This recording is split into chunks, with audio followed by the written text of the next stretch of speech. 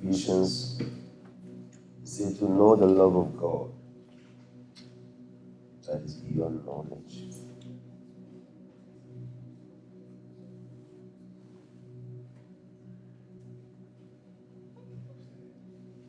Ephesians, we read Ephesians chapter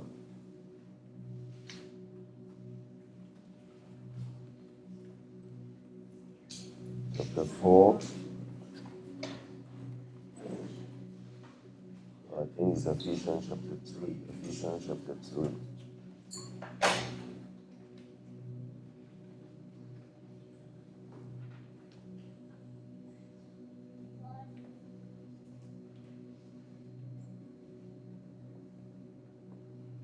From verse 14, where he prayed for Christians. And these are prayers we can pray over ourselves again and again.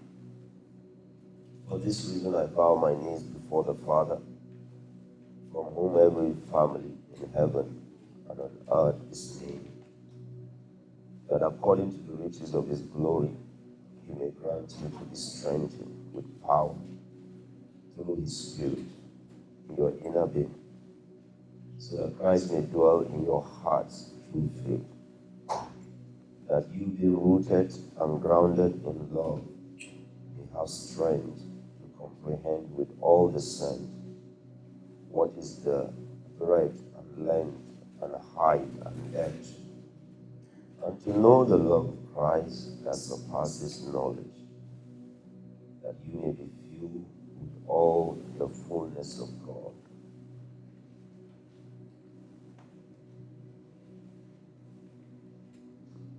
Verse 17, the last part, that you be rooted and grounded in love. That we will be rooted and grounded in the love of God.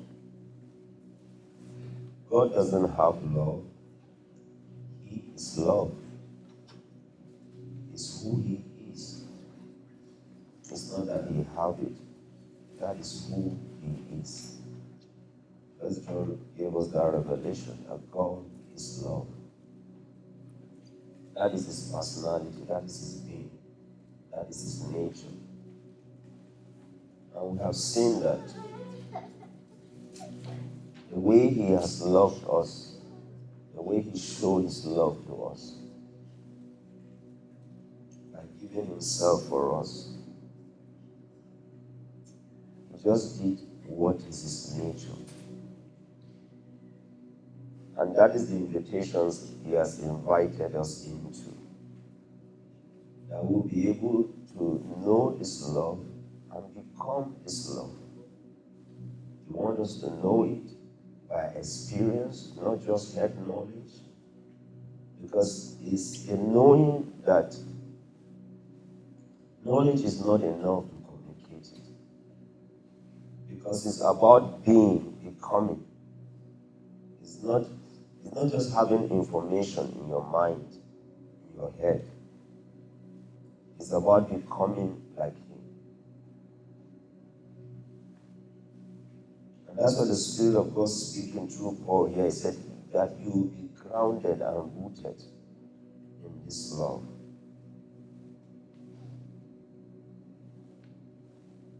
Because God wants us to be filled with his fullness. And when you talk about the fullness of God, you are talking about love, who he is. And that's why you see all through the Bible the emphasis on love. Faith must manifest himself in love. These three abide: hope, faith, and love. And the greatest is what? Is love. Because all the others, you can have it because of the purpose of living this life. You are in this world. That's why you need faith. When you see him, you don't need faith anymore. Faith will finish his work when we see him, when we leave this dimension of human living, this realm, this earthly realm, when we leave it. Because you put away this body, you put away this physical thing you can see with your physical life that has continued to be a limitation to us. restricting us from experiencing the fullness of God. Therefore, faith will have its end. It will end. It's something you have for the purpose of here. So also is hope. But when we see Him, you see, He wants us to become Him, even right here, and to continue in it. And He said, when we see Him, we shall what? Fully be like Him. But we are on this journey that He has invited us, that while we are still here,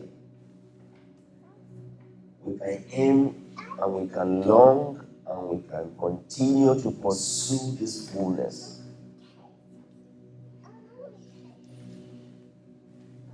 And what are you pursuing? It's love. It's nature. And these are spiritual.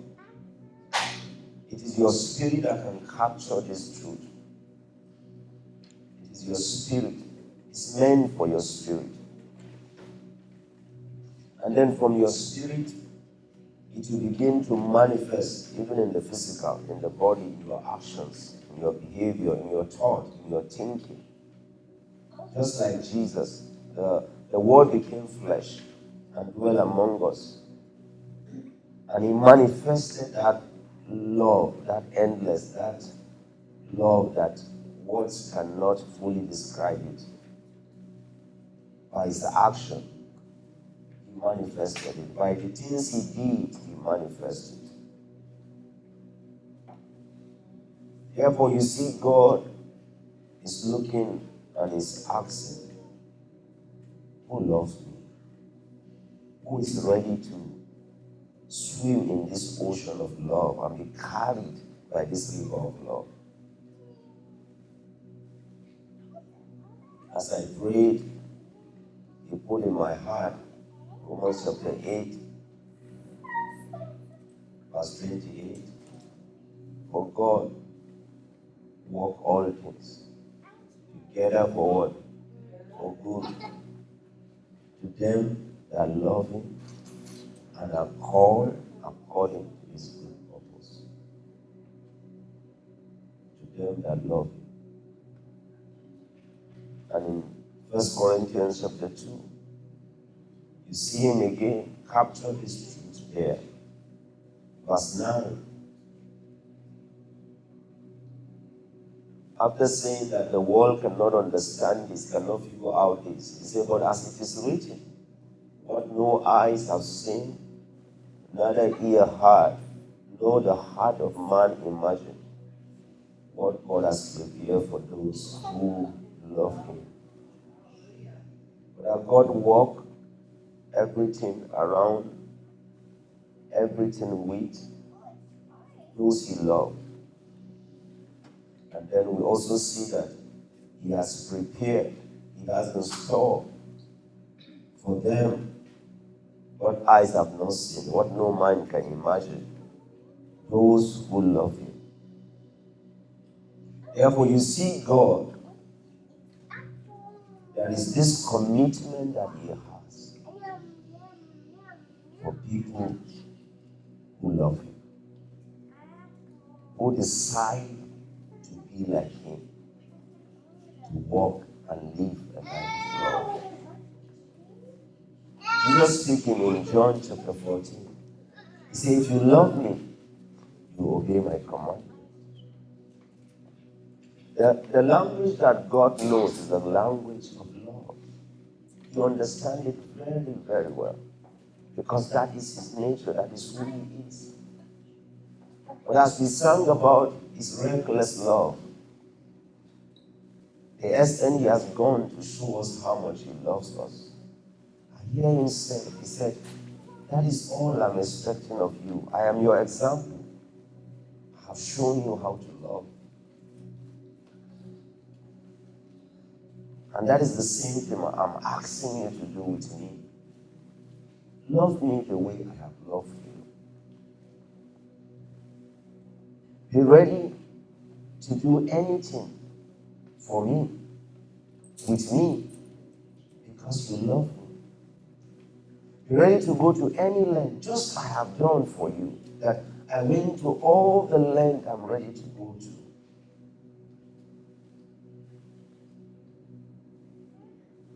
He has shown us reckless love as we have sung, and He's asking for reckless love from us. Just like, you see, nobody can understand or can explain why God loves you, why God loves me. So also He wants that nobody should be able to explain. Nobody should be able to understand why you love God the way you love. Let everybody have problem with it. Let everybody be confused about it. He wants your love for Him to be reckless. And because that is His nature, He can't do otherwise. That is what He'll seek. That is what He'll look after.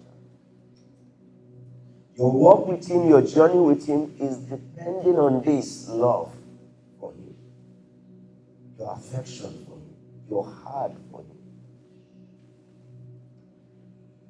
But we have no any other choice.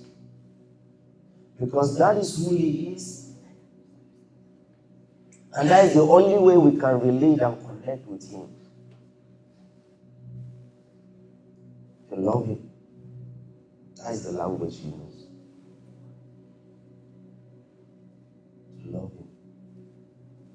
If you look at the Bible, He said, I have found David, my servant. I have found David, a man afterward, after my heart. A young man, a teenage boy that knew how to love the Lord. While other of his friends were doing other things, David was spending time with God. Even in the midst of the work he was given, he has this instrument that he was playing and expressing a heart of love to God. And right there in the back of the wilderness, God found him. A boy that loves him. And when the mighty, the celebrated one, that the whole nation said, this is our king, doesn't have that heart for God, God went and looked for David. He said, I found a man after my heart. And all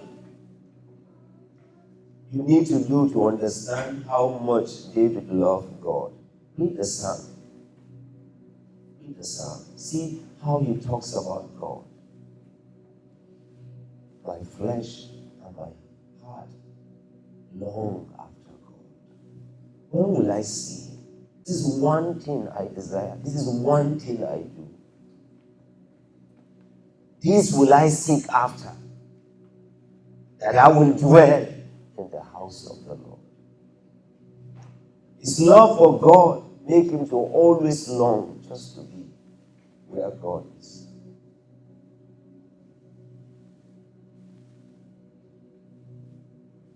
And Jesus came and took that road again. That we can hear the Father said, this is my beloved Son, in whom I am well pleased. As a Son who took our nature, who became like us, the mystery of God. He came and said, because I love the Father, I will lay down my life. Jesus walked in that path of love, just to show us that this is what God understands, this is what God expects, this is what God looks after for. He has loved us, forgive our sin. He has loved us. He has a plan for our lives. He has loved us. He has a provision for us to fulfill His purpose. He has loved us. He has done all that can be done for us. And now He sits. And He's expecting us to walk in His love. Because you see, the manifestation of the fullness of God is only possible for those who agree to walk in this love, just to be like Him in this love, to love Him. Every other love depends on loving Him. If you don't love Him so much, you can't be able to love others so much.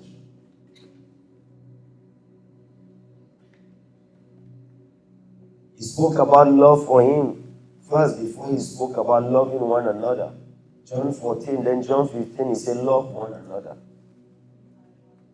Because that is where it starts. If you can be able to open your heart completely for Him, and let your heart pant after Him. He said, in the middle of the night, I think of you. I think of you. It's you that occupies my mind. If your heart goes into that love for Him, then you will discover that the ability to love others flows out of that. And then He tells us that you can't say you love God when you don't love your brother that you can see. Because it's expected that the one that you have not seen, you've loved him so much, that out of that love, there is an outpouring, there is an overflowing love that spread to others. And then He said, we can be checked. I can be checked. My love for God can be checked, can be evaluated. That what flow out of that love? Is it touching others? Is it loving others? Is it reaching out to others?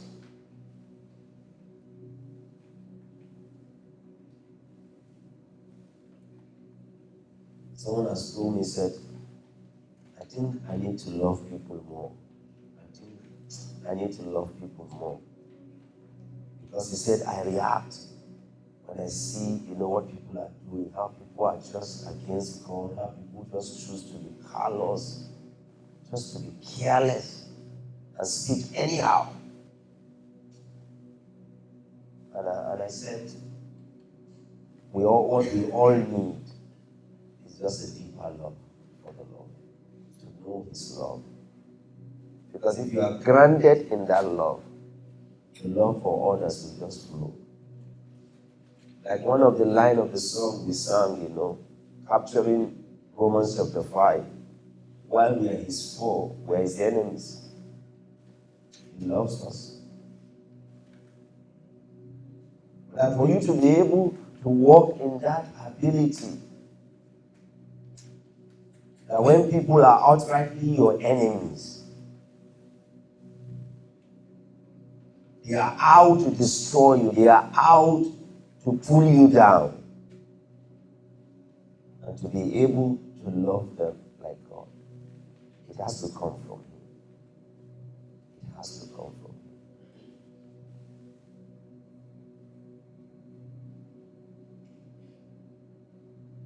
As we keep looking at the scriptures, in Revelation chapter 2, the church there was rebuked because they have lost their first love for Him.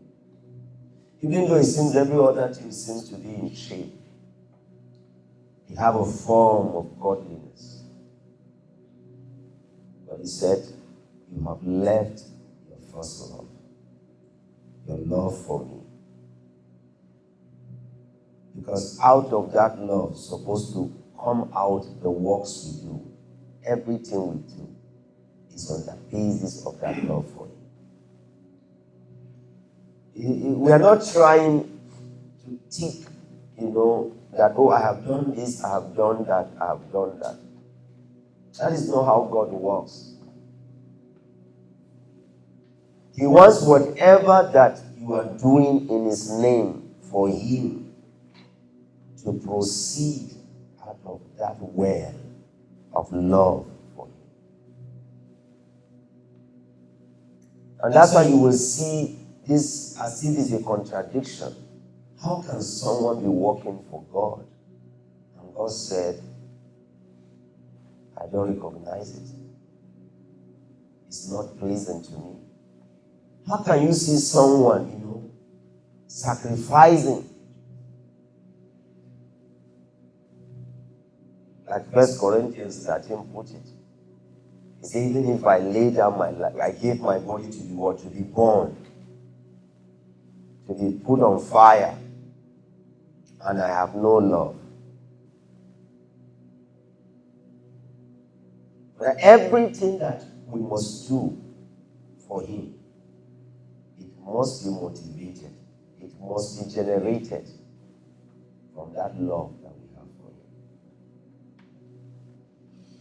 It's as if you see, you are looking at His eyes. You are looking at Him. Whatever you are doing, you are just looking at Him. Lord, this is for You. This is in You. This is by You. Your eyes be fixed on Him. The one you love. The one you love.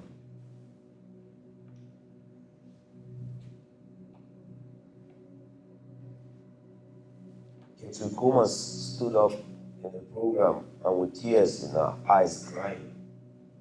And she said, people ask me, what is your secret? How is God using you the way He uses you?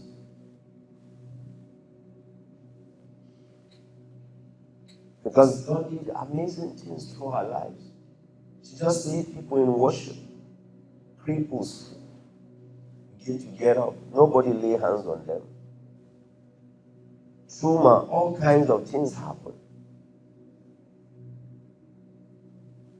And she said, this is one thing. She said, the secret is one thing. She said, her love for the Master. Her love for Him. She loves Him. And one thing she has said that has touched me again and again. She said, when I shall see Him, she said, I will kneel at His feet and hold it. And say, Master, I tried.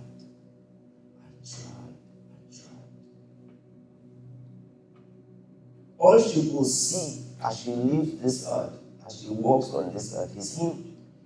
And it's the one she's looking forward to see.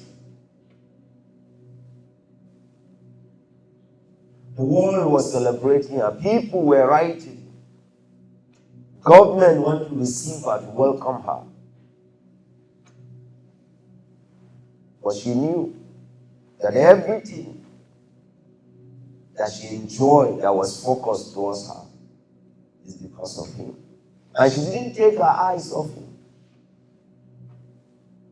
When she stood to minister thousands of people, she doesn't look at them. She focuses on the one that she loves.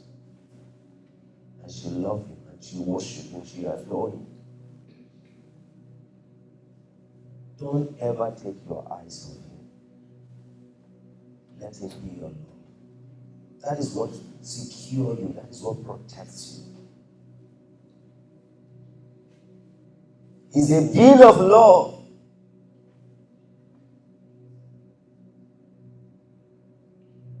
He expects you to love Him.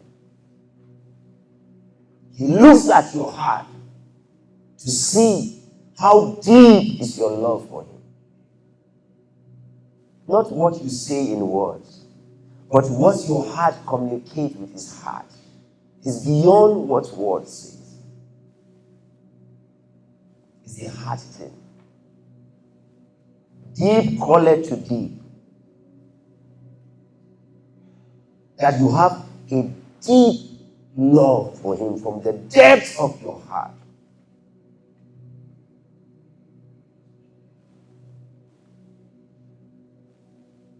There are statements that Jesus said just to be able to give an idea the kind of love that God is expecting from us.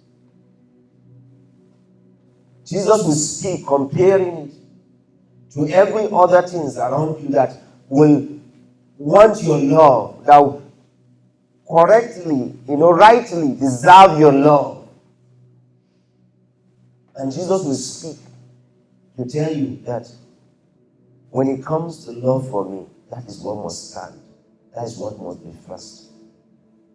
In Luke chapter 14, verse 26 to 27, Jesus said, if anyone comes to me and does not hate his own father and mother and wife and children and brothers and sisters, yes, and even his own life, he cannot be my disciple. Whoever does not bear his own cross and come after me cannot be my what? My disciple. We will think that as if God is, we want to get everybody.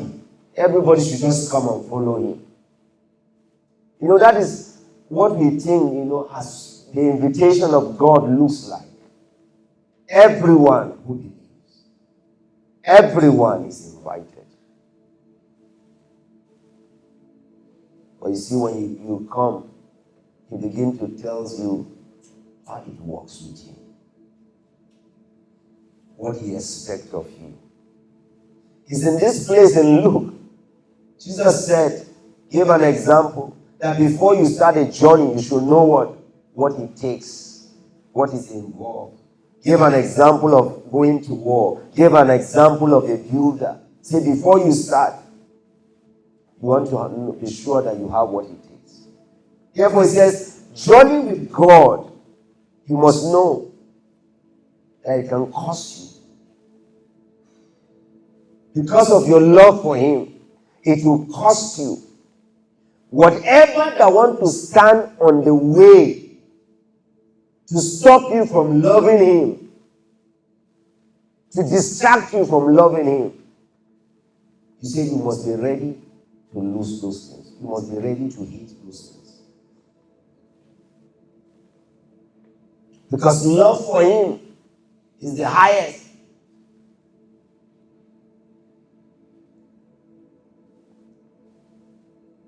He brought us to this world because he loves us. The means he used to bring us should not replace him. The things that he gives us should not take his own place. That's why he told the Israelites that when you get to the promised land, and you have houses that you do not build, you have farms that you do not plant, he said, do not forget me. And we have seen that happen again and again. It could be things, it could be people, it could be even ourselves, the love for ourselves. And that's why he said you must deny yourself. You must have to put him first.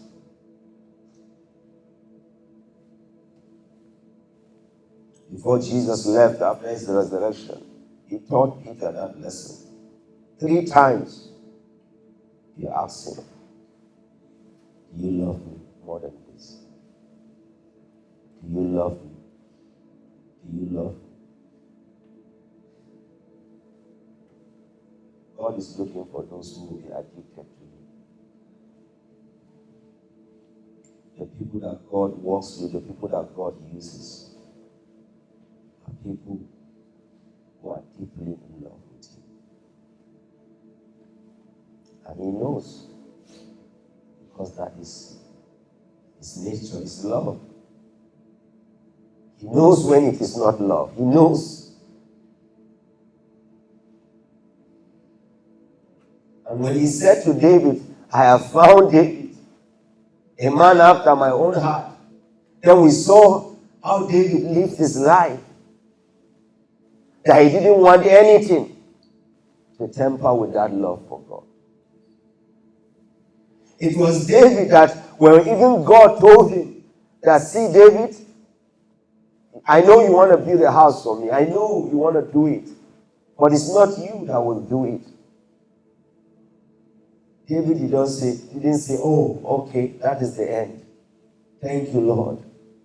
He said, I'm not the one.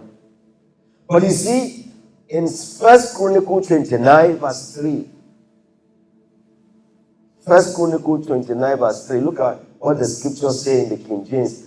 Moreover, because I have set my affection to the house of my God, I have set my love, my heart for God and his house. I have of my own proper good, of gold and silver, which I have given to the house of my God, over and above all that I have prepared for the holy house of the Lord. David gave. It's not that he did not give. He gave the best he had. But he did not stop there. He said, my own saving. God said, you are not building. He said, okay, I'm not doing it, but there's a way around it. My love for you will not allow me to sit down and just watch other adults do it. He made provision for it. He gave everything to see that the cause of God, the name of God, is being known in the land of Israel.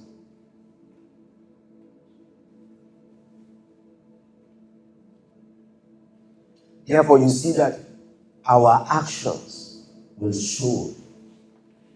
Our decision, our choices, they will show how much we love.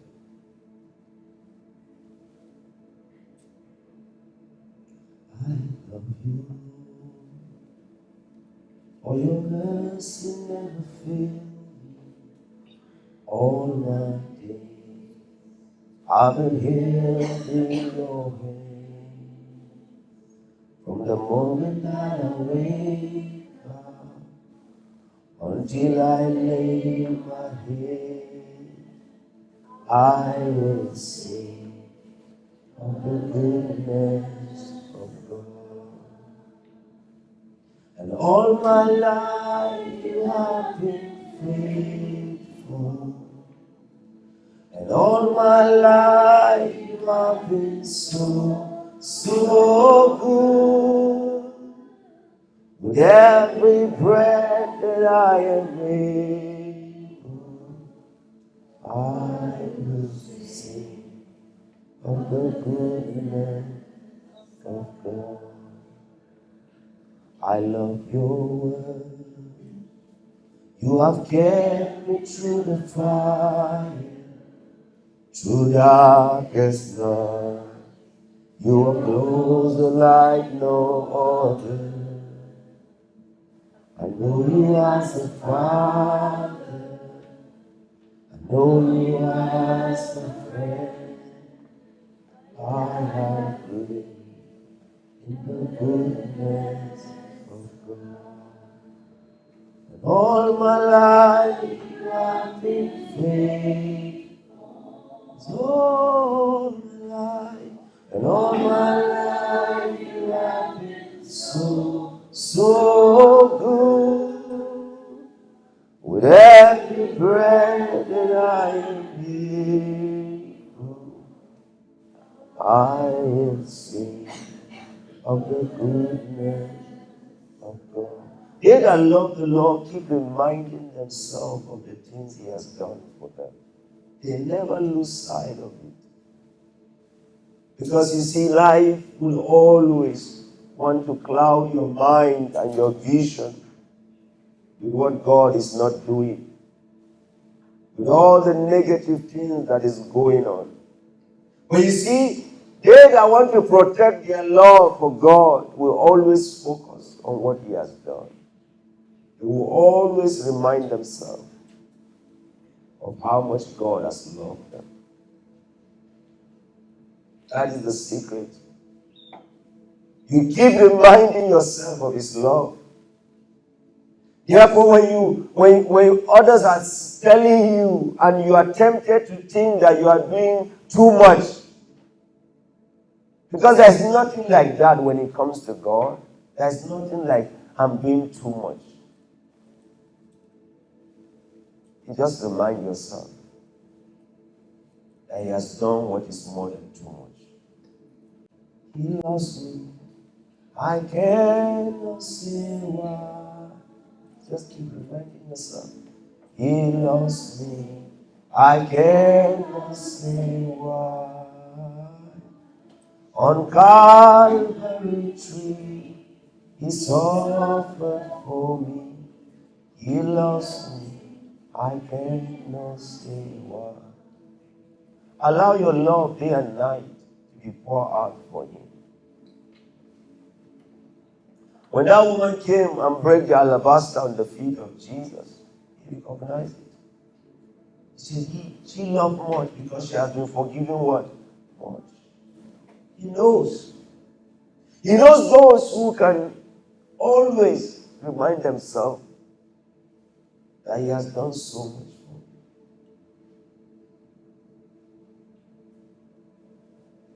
And I can do anything for Him. Let your love be for Jesus. Let your love for Him drive your lives. Let it take you to places you have never imagined. Let it get you to do things that you cannot do otherwise. He lost in His love. He takes note of it. Those that loves Him, He entrusts Himself. He gives Himself to them. That's why Jesus speaking, He said, if you love me, I and my Father will come to you and will make our home. We will make our home. We will make our home. He responds to love.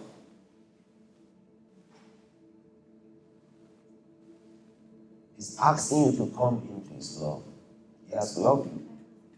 He has loved you.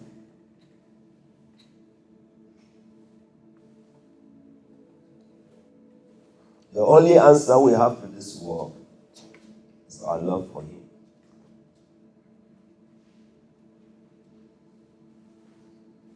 That is the answer we have to this world.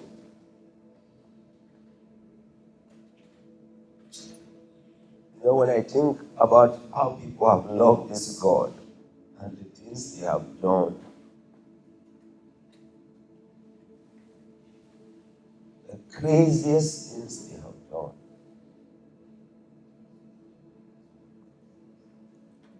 you know, I tell myself, I have no excuse. I have no excuse. Because sometimes I just sit down and imagine in heaven, this heaven we are talking about is the same heaven that these people they have gone to.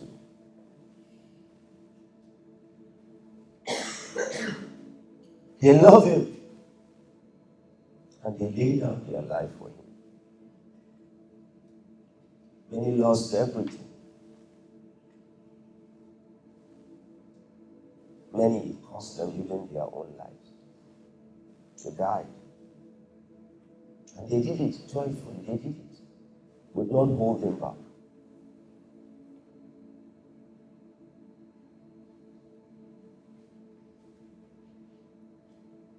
Let's love Him. If you want to go far with God, just love Him. Let love drive you.